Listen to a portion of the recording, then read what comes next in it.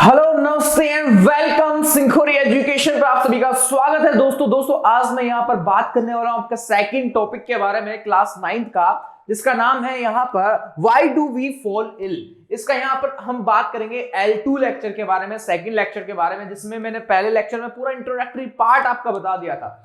आज मैं बात करने वाला हूँ कि भाई यहाँ पर कौन कौन से ऐसी चीज है जिससे यहाँ पर आपकी बीमारियां फैलती है, हम यहाँ पर बीमार होते हैं। तो शुरुआत करते हैं बिना किसी देरी के। और यहाँ पर जितने भी बच्चे एक बार यहाँ पर फुल जोश के साथ जुड़ जाइए, फैला दिए सारे दुनिया जहान में इस वीडियो को दोस्तों, क्योंकि जितने बच्चे इस वीडियो को देखेंगे उतना ही उनका कंटेंट यहाँ सॉलिड होने वाला है मेरे दोस्तों। तो बच्चे यहाँ पर बात करते हैं आगे कि कौन कौन से ऐसे फैक्टर्स हैं जिससे यहाँ पर आपके स्प्रेड होता है। तो मैं यहाँ पर बोल सकता हूं आपको कि मीन्स ऑफ स्प्रेड क्या क्या है। यहां पर मैं बात करूं आपसे, मीन्स ऑफ स्प्रेड क्या क्या है, वन बाय वन देखिएगा कि जो हवा होती है, एयर होती है, वो मीन्स ऑफ स्प्रेड में आती है। तो स्टेप बाय स्टेप यहां पर पढ़ेंगे। सबसे फर्स्ट यहां पर आता है एयर। सबसे फर्स्ट आपका आता है एयर। अब यहां पर एयर में हम देखते हैं कि सर एयर के अंदर क्या क्या यहां पर आपको देखने को मिलेगा। तो एयर में आप कॉमनली यहां देख सकते हैं कि सर इसमें कॉमन कोल्ड फैलता है। एयर की वजह से यहां पर आप देखते हैं कि सर निमोनिया फैलता है, ट्यूबरक्लोसिस यहां पर फैलेगा। तो ये चीज आपको याद रखना है कि सर यहां पर एयर की वजह से एक नॉर्मल आ जाता है कि सर कोल्ड हो गया है, या मैं बोल दूं इसको कॉमन कोल्ड हो गया, या यहां पर कोई भी वायरल यहां पर हो जाता है, या मैं बोल दूं टीबी की समस्या हो गई, या हम बोल सकते हैं कि सर निमोनिया की समस्या यहां पर हो गई है। यानी कि यहां पर आप बोल सकते हैं सर निमोनिया की समस्या यहां पर हो चुकी है। तो आप यहां कॉमन कोल्ड एयर से भी फैल सकता है। साथ में अगला आता है वाटर।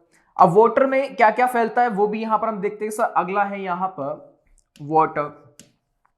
सर वाटर के जरिए एक डायरिया की समस्या भी हो सकती है हमको। जब मैं यहां पर कॉमन कोल्ड, टीबी और निमोनिया की बात हमने एयर में की थी, तो वाटर में डायरिया हो सकता है। यहां पर वाटर के अंदर आप देख सकते हैं कि सर डायरिया हो सकता है।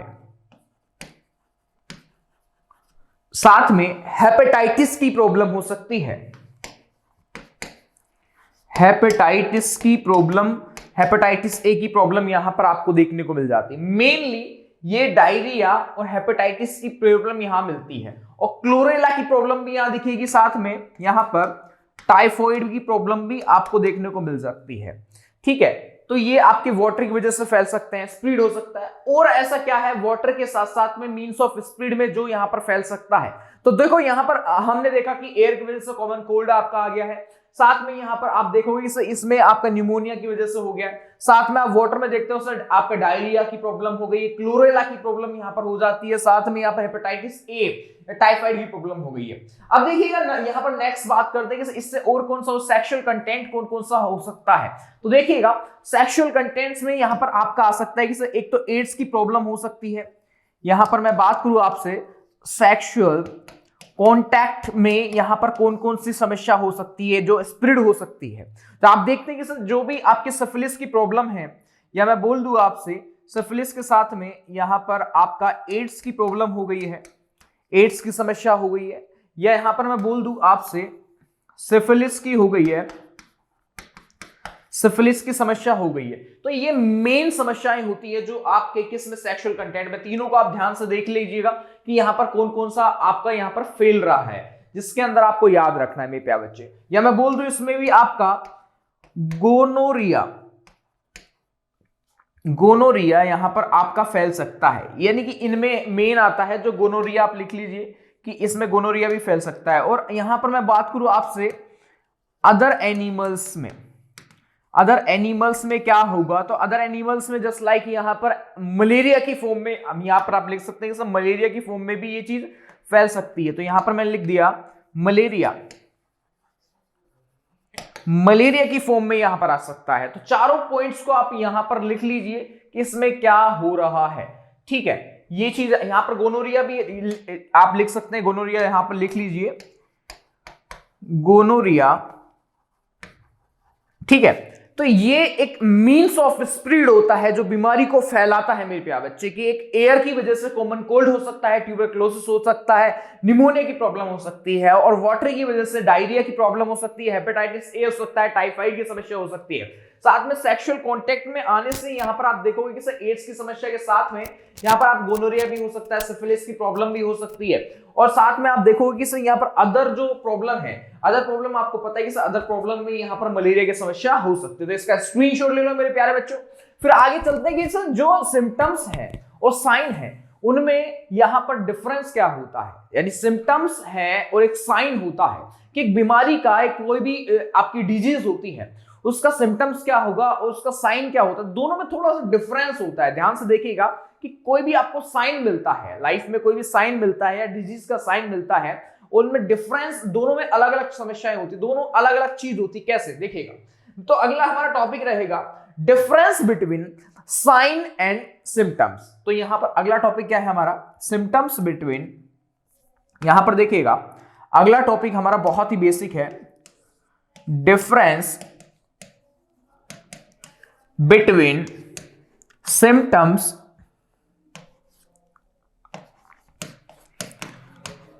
And sign. अब यहां पर बात करते हैं कि सर एक तरफ मैंने यहां पर लिख दिया आपको सिम्टम्स लिख दिया है, सिम्टम्स यहां लिख दिया है सिम्टम्स, ओके, और दूसरी तरफ मैंने लिखा है सर साइन। ठीक है, ये दो उसको बॉक्स में लगा देते हैं, इसको भी हम बॉक्स में बंद कर देते हैं मेरे प्यारे। अब देखिएगा कि इन दोनों में एक बेसिक सा फर्क आपको यहां नजर आता है दोनों में, कि सिम्टम्स है उसमें बेसिक फर्क दिखेगा कि यहां पर जो सिम्टम्स है वो किसके द्वारा देखा जाता है। आपको पता है कि जो जब सिम्टम्स आते हैं तो आप जाते हैं डॉक्टर के पास और डॉक्टर देखता है आपके सिम्टम्स, यानी कि दूसरा कोई व्यक्ति है, कोई भी दूसरा आपका परिवार का व्यक्ति है, वो आपके सिम्टम्स देख के बोलेगा नहीं यार खांसी जुकाम सर्दी हो रहा है, डेंगू हो सकता है, प्लेटलेट कम हो रही है, तो इसको नारियल का जूस पिला दो ताकि इसकी प्लेटलेट गिरे नहीं। तो आप सिम्टम्स देख रहे हो इसके, तो आप समझ रहे हो इसका सिम्टम्स देख रहे हो, मतलब कोई दूसरा व्यक्ति ऑब्जर्व कर रहा है। तो एक यहां पर बोल सकते हैं कि सर जो भी ऑब्जर्व हो रहा है, ऑब्जर्व बाय यहां पर हिमसेल्फ, कोई दूसरा व्यक्ति है, यानी कि मैं बोल सकता हूं हिमसेल्फ, दूसरा व्यक्ति देख रहा है। साइन की बात करते हैं। अब यहां पर सबसे पहला पॉइंट हमने देख लिया कि यहां पर क्या था आपका, ऑब्जर्व बाय हिमसेल्फ, ठीक है, यानी कि यहां पर किसी और के द्वारा देखा जा रहा है। अब साइन क्या होते हैं कि भाई साइन दूसरों के द्वारा देखे जाते हैं, यानी कि हिमसेल्फ यानी कि कोई भी आप हो, सिम्टम्स है आपको पता लग जाता है, यानी कि आप स्वयं के द्वारा भी सिम्टम्स देख सकते हैं।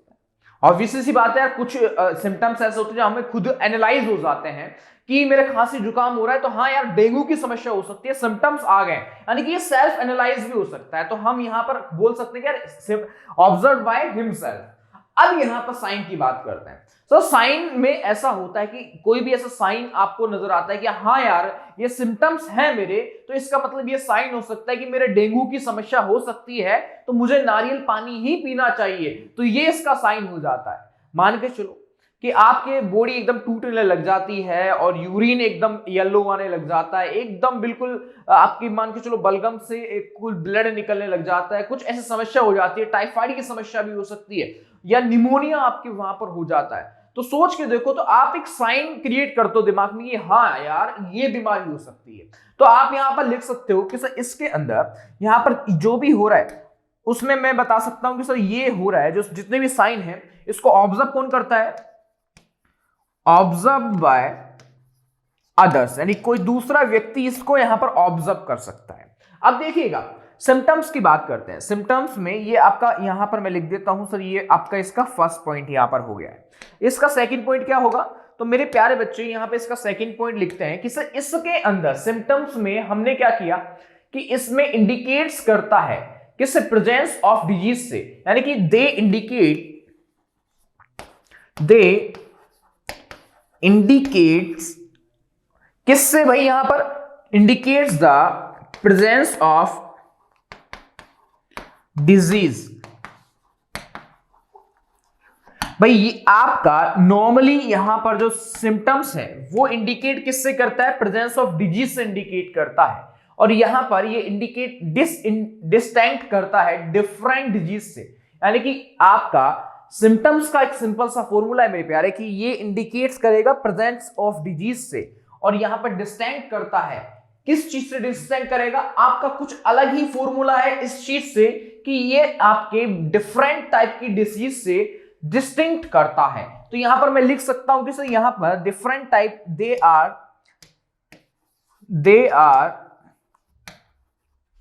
डिस्टिंक्ट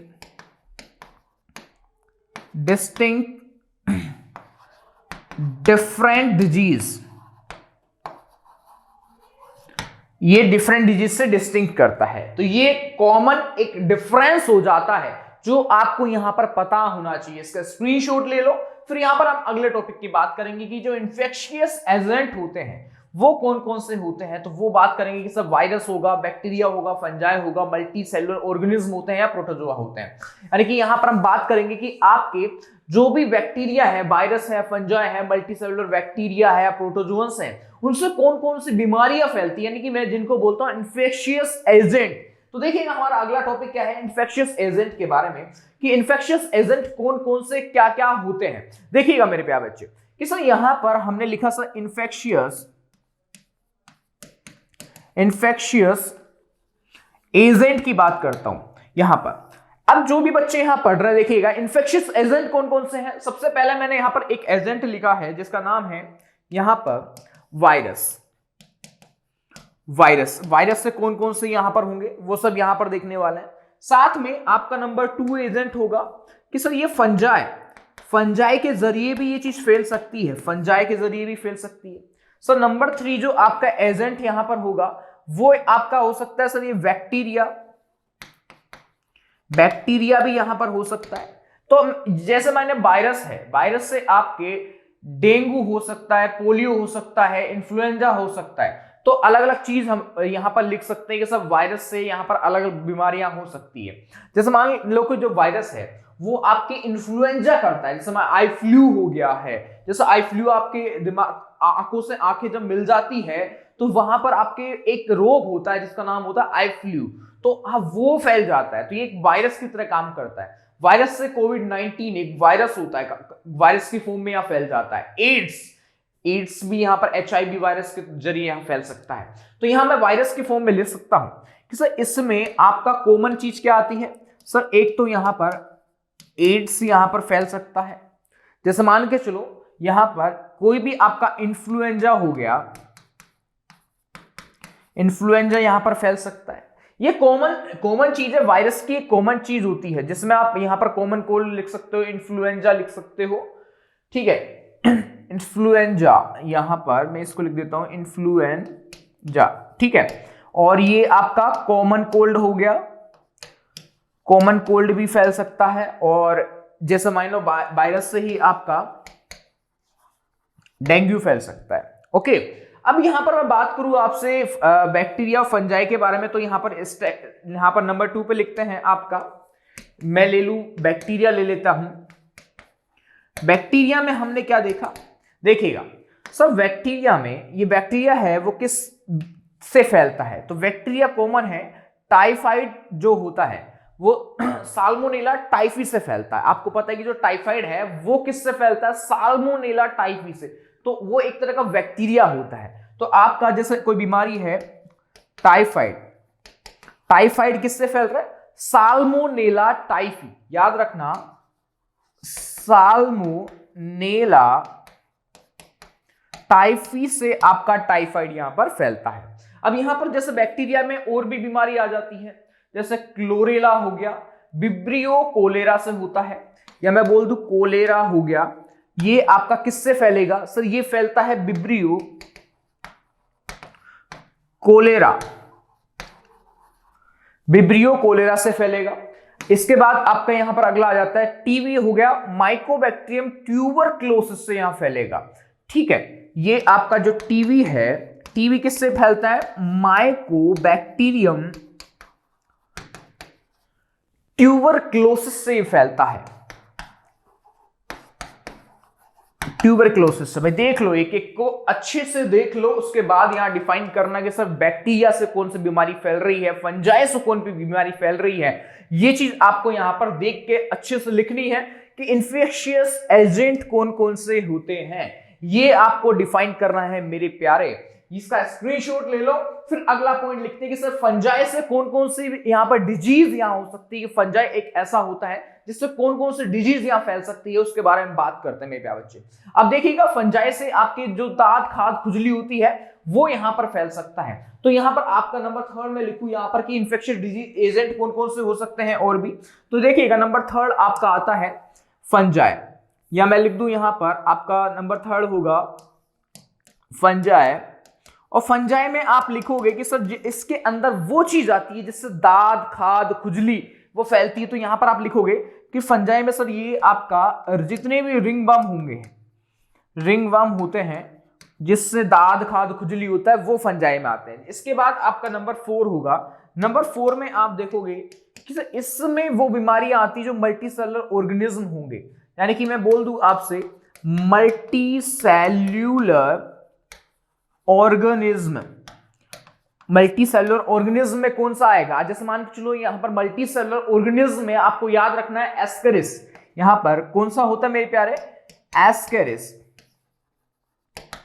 एस्केरिस आपको याद रखना है। अब यहां पर जितने भी अगला है प्रोटोजोआ से जो बीमारी होती है, जैसे मान के चलो नंबर आ गया है प्रोटोजोअन से जो बीमारी है, प्रोटोजोआ या बोल दूं प्रोटोजोअन से यहां जो बीमारी है वो कौन कौन सी होती है। जैसे मान के चलो कि मलेरिया आपका हो गया है, यहां पर मैं लिखा कि प्रोटोजोअन से आपकी कौन कौन सी डिजीज यहां पर होगी, तो आप यहां लिख सकते हैं सर मलेरिया हो गया, कालाजार हो गया है। ये किससे हो रहा है, आपका प्रोटोजोअन से बीमारी होती है, मलेरिया हो गया, या मैं लिख दूं आपसे कालाजार, ये बीमारी हो गई। तो ये मेन बीमारी होती है जो एक प्रोटोजोआ से फैलती है, मलेरिया और कालाजार की बीमारी। तो ये आपके क्या होते हैं, आपके एक इन्फेक्शियस एजेंट के थ्रू एक डिजीज स्प्रेड हो रही है। तो उसको यहां पर आपको बताना है कि सर एक कॉमनली फैक्टर आता है जिसमें आप लिख सकते हो कि सर आपका वायरस बैक्टीरिया के जरिए फैलती है, साथ में आपके यहां पर क्या हो रहा है, वायरस बैक्टीरिया के साथ में जो भी फंजाई मल्टीसेलुलर ऑर्गेनिज्म और प्रोटोजोन है, इन सभी से फैलती है। इसको दिमाग में डाल लो, इसका ले लो स्क्रीनशॉट और यहां पर दिमाग में फिक्स कर लो मेरे प्यारे बच्चों, ठीक है। अब यहां पर हमारा अगला टॉपिक आता है कि सर इम्यून सिस्टम क्या होगा, यानी कि your immune system is a complex network of cell. ये चीज हमको देखना है कि सर आपका इम्यून सिस्टम क्या होता है। तो इम्यून सिस्टम हमारा अगला टॉपिक रहेगा जिसमें मैं बात करूं आपसे। तो सर ये आपका टॉपिक है सर इम्यून सिस्टम। आपकी एनसीईआरटी ही के अकॉर्डिंग यहां पर मैं आपको एक एक डेफिनेशन बताने की कोशिश कर रहा हूं ताकि आप एग्जाम में एग्जैक्ट लिखकर कुछ मार्क्स यहां पर गेन कर लो और साथ में समझ सकोगे दिमाग में कि इम्यून सिस्टम क्या होता है। तो मैंने अभी बोला कि इम्यून सिस्टम क्या होगा मेरे प्यारे, कि sir your immune system is a complex क्या होता है, आपके कॉम्प्लेक्स एक तरह का पूरा नेटवर्क होता है। तो यहां पर कॉम्प्लेक्स नेटवर्क की फॉर्म में यहां लिखेंगे कि योर इम्यून सिस्टम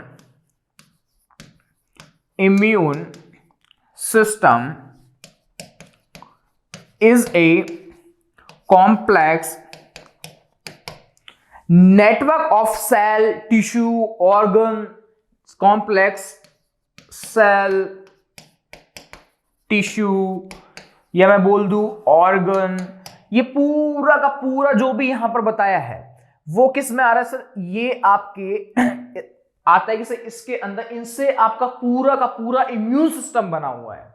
तो यहां लिख सकते हैं ऑर्गन कोमा, फिर ये लिख सकते हैं कि टुगेदर,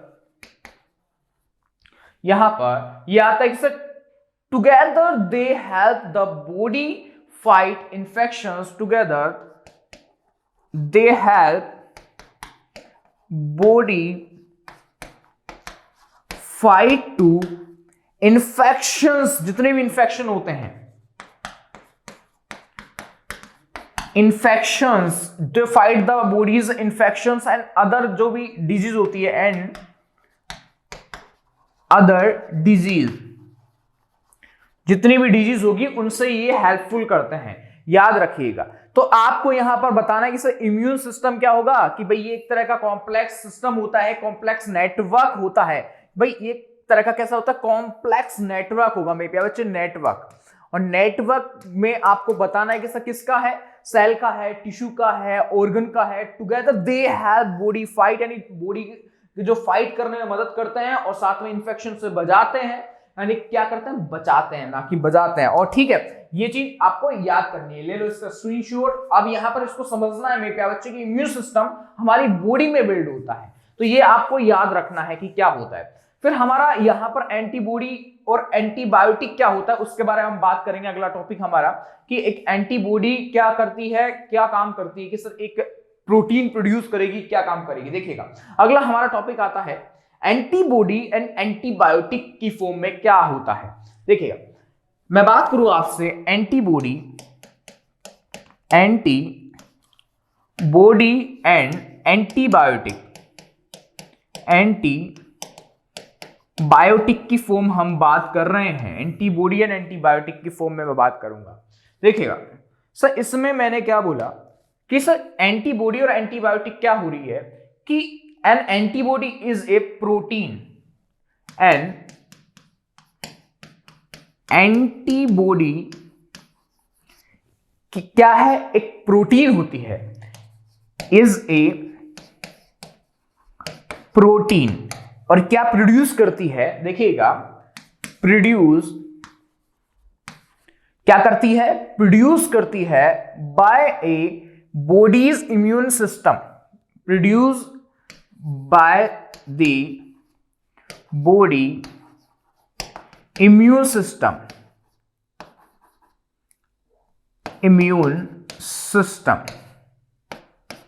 ये आपको दिमाग में रखना है कि सर एक तरह की क्या ऐसी है, ये एक तरह की प्रोटीन होती है मेरे प्यारे बच्चे, याद रखिएगा। नेक्स्ट पॉइंट यहां पर लिखूं तो सर इसमें क्या हो रहा है, when it detects harmful substance called antigen, when इसमें क्या हो रहा है, when it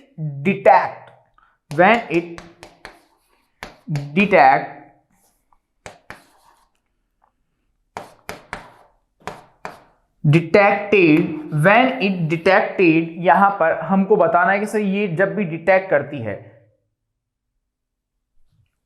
when it detects, इसको सही लिखते हैं, डिटेक्ट हार्मफुल सब्सटेंस, यहां पर जितने भी आपके हार्मफुल सब्सटेंस होते हैं उनसे ये क्या करता है, मदद करता है। उसको हमने क्या बोला है, कॉल्ड एंटीजन्स। ये आपको दिमाग में रखना है, इसको लिख लीजिए मेरे प्यारे बच्चे, ये आपको दिमाग में रखना है। Example of antigen include micro organism, जितने भी माइक्रो ऑर्गेनिज्म आते हैं वो किसके एग्जाम्पल हैं, वो एग्जाम्पल होते हैं आपके एंटीजन के। यानी कि मैं यहां पर एग्जाम्पल लिखूं आपका कि सर एग्जाम्पल क्या है, तो जितने भी माइक्रो ऑर्गेनिज्म होंगे, बैक्टीरिया, फंजाई, वायरस, ये सब माइक्रो ऑर्गेनिज्म आते हैं। तो यहां पर मैं लिख देता हूं कि सर जितने भी माइक्रो ऑर्गेनिज्म हैं, जस्ट लाइक यहां पर मैंने ब्रैकेट में लिख दूं, यहां पर आपका फंजाई, वायरस, जितने भी आपके बैक्टीरिया हो गए इसमें आ जाएंगे आपके बैक्टीरिया। यहां पर इसको सही लिख देते हैं, बैक्टीरिया। ये आपको याद रखना कि कॉमन चीज है, जो आपके एंटीजन जो हम जिसको बोल रहे हैं वो इसमें आ रहे हैं। और जितने भी आपके पैरासाइट्स हो गए वो भी आप इंक्लूड हो जाते हैं। तो ये आपको दिमाग में रखना है कि ये इसके साथ में हम लिख सकते हैं कि सर जितने भी पैरासाइट है वो भी इसमें आ जाते हैं। तो ये कॉमन चीज हो जाती है जो एंटीबॉडी, और किसके बारे में है, आपका एंटीजन के बारे में यहां पर पूरा कंप्लीट आता है, जो आपको दिमाग में रखना है। इसका स्क्रीनशॉट ले लो मेरे प्यारे बच्चे। फिर यहां पर आपका एक छोटा सा टॉपिक और आता है कि वैक्सीनेशन की प्रोसेस क्या होती है। क्या वैक्सीनेशन क्या होता है, कि एक एडमिनिस्ट्रेशन होता है, नहीं कि मैं बोल सकता हूं कि vaccination is the administration of a vaccines to help the immune system develop protection from a disease, एक डिजीज से प्रोटेक्शन करता है। तो यहां पर आपका दो टॉपिक और यहां पर आते हैं, जिसको यहां पर मैं बात करूं आपसे कि सर एक तो आपका होगा जिसको आपको खुद से सेल्फ से पढ़ना है। देखो बहुत सिंपल चीज है कि सर एक तो वैक्सीनेशन होगा, वैक्सीनेशन की प्रोसेस होगी, और एक आपका इम्यूनाइजेशन होता है। यानी कि हमने देखा कि यार एक वैक्सीनेशन की प्रोसेस क्या होती है और एक इम्यूनाइजेशन की प्रोसेस क्या होगी। यानी कि इम्यूनाइजेशन की प्रोसेस और वैक्सीनेशन की प्रोसेस में सिर्फ इतना सा डिफरेंस आता है कि इम्यूनाइजेशन प्रोसेस होती है वहां person made a resistance and infectious disease यहां पर क्रिएट करता है टिपिकली बाय द, यानी कि क्या करता है भाई, एक नॉर्मली वैक्सीन की फॉर्म में यहां पर आपको जो एक वैक्सीन लगाई जाती है वो यहां पर प्रोटेक्ट यानी कि एक तरह की इम्यूनिटी पावर बढ़ाती है। और वैक्सीनेशन करने से आप बोलते हैं ना पोलियो की 2 बूंद हमने ले ली, तो वो आपका वैक्सीनेशन हो जाता है। एक तरह से मान लो कि पोलियो की 2 बूंद एक तरह से वैक्सीनेशन आपका हो गया है। तो ये जो आपका चैप्टर था, चैप्टर नंबर 13 या 15 जो भी है आपका, देख सकते हो भाई इसमें जो क्लास 9 का चैप्टर है बहुत ही 13 जो चैप्टर कंप्लीट यहां हो चुका है आपका। जिस बच्चे को कोई भी डाउट रहता है कि सर ये टॉपिक आप एक बार थोड़ा सा बता दीजिए, तो कमेंट में तो मैं आपको वहां रिप्लाई मिल जाएगा। तो आप जो भी आप क्वेश्चन करना चाहते हैं उस क्वेश्चन के लिए आप यहां पर बता सकते हैं कि सर ये इसमें डाउट आ रहा है। जो बच्चा इस वीडियो को देख रहा है लास्ट तक कंप्लीट देखे, और जो पहले वाली वीडियो नहीं देखे तो जाके एक बार जरूर देखें। सर आप चाहते हैं कि सर इसका हैंड रिटन नोट्स पूरा का पूरा मिल जाए, तो आप हमारा टेलीग्राम चैनल भी यहां पर ज्वाइन कर सकते हैं। और टेलीग्राम चैनल क्या है हमारा, सिंखोरी एजुकेशन के नाम से है, सिंखोरी एजुकेशन के नाम से आपका टेलीग्राम चैनल है। वहां पर आपको जितनी भी वीडियोस है वो यहां पर आपको मिल जाएगी। जो बच्चा क्लास 10th में है, सिंखोरी क्लास 10th के नाम से सर्च कर ले, वहां पर आपको पीडीएफ मिल जाएगी। तो जितने भी आपके सोशल मीडिया हैंडल है हमारे सिंखोरी एजुकेशन से, वहां से आप जुड़ सकते हैं। और यहां पर आपको एक एक अपडेट और मोटिवेशनल वीडियोस भी वहां पर आपको दी जाती है, ताकि आप रेगुलर बेसिस में मोटिवेटेड रहें और अंदर से कुछ चीजें आपके इंस्पायर करती रहे आपको, ताकि आप रेगुलर वर्क्स में यहां पर हेल्पफुल रहें। भाई ये एक चीज होती है कि आपके दिमाग की मेंटेलिटी और यहां पर जो वर्क है उसका डायरेक्शन एकदम सही होना, तो कोई भी प्लानिंग आप करते हो तो वो सक्सेसफुल ही होगी। और सबसे इंपॉर्टेंट चीज क्या होती है लाइफ में, याद रखिएगा कि कोई भी व्यक्ति अपने थॉट प्रोसेस में एक ही थॉट प्रोसेस पे टिका रह गया, तो सोच के देखो कि वो एक यहां पर अनकंडीशनल ऐसा थॉट प्रोसेस हो जाएगी जो आपको एक डायरेक्शन, एक पूरी मंजिल तक पहुंचा देगी। कहने का मतलब है कि आप अपने थॉट प्रोसेस को देखिए कि आपका मन कितना भगता है, इधर भग रहा है, उधर भग रहा है, इधर भग रहा है। आपको कहीं ध्यान नहीं देना है कि आपका जो थॉट प्रोसेस है कितनी देर तक एक थॉट पर टिके रह सकते हैं। एक बात आपने सोची है कि मुझे पूरे दिन में पूरा एक चैप्टर है, 10 चैप्टर उसको रिवाइज करने, मान के चलो अब 10 में से आपने 8 भी कर दी, तो मान के चलो आप थोड़ा बहुत करीब पहुंच गए हो। लेकिन इसका मतलब ये नहीं है कि आप डिमोटिवेट होकर कल से वापस नहीं गिने, से 8 ही हुए मैं अब करूंगा ही नहीं, ऐसा नहीं। आप अपना काम छोड़ना नहीं है, तो वही चीज आपको करनी है जो जीवन में आपके यहां पर सफल होती है। क्योंकि मैंने हमेशा बोलता हूं कि मंजिल यूं ही नहीं मिलती, राही को दिल में जुनून सा जगाना पड़ता है। अरे मैंने उड़ती हुई चिड़िया से पूछ लिया कि भाई घोंसला कैसे बनाती है, तो भाई वो बोलती है कि तिनका उठाना पड़ता है। तो बच्चा यहाँ पर जच्चा और बच्चा अच्छा रहे उसके लिए आपको क्या करना है, मेहनत करनी है और साथ में दिमाग भी लगाना है। तो बच्चा प्लानिंग ऐसी हो जो यहाँ पर तीर एकदम निशाने पर लग जाए। तो बच्चा मिलता है लेक्चर में, वही जोश वही एनर्जी के साथ। जय हिंद।